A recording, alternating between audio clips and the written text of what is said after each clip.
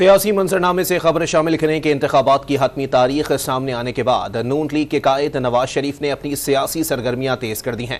نواز شریف کی governor house Punjab میں party رہنماؤں سے اہم ملاقات جاری ہے، جس میں جنوبی پنجاب اور بہاولپور ڈویژن میں ٹکٹوں کی تقسیم پر مشاورت کی جا رہی ہے۔ مزید تفصیلات حاصل کریں گے ڈان نیوز کے نمائندے میاں شعیب سے۔ میاں شعیب بتائے گا، کافی اہم ملاقات اس وقت جاری ہے، اس میں کون کون سے ایسے اہم معاملات ہیں جو کہ زیر غور آئیں گے؟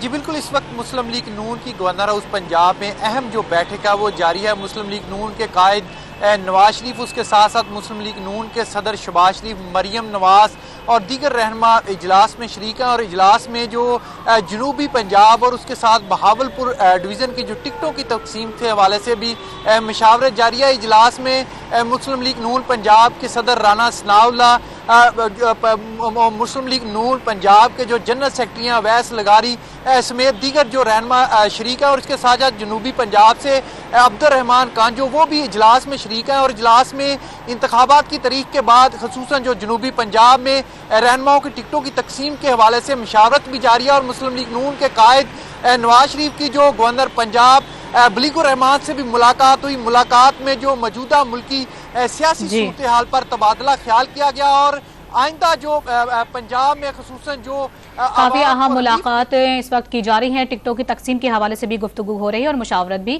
میاں شعیب اپڈیٹ کر رہے تھے، بہت شکریہ آپ کا۔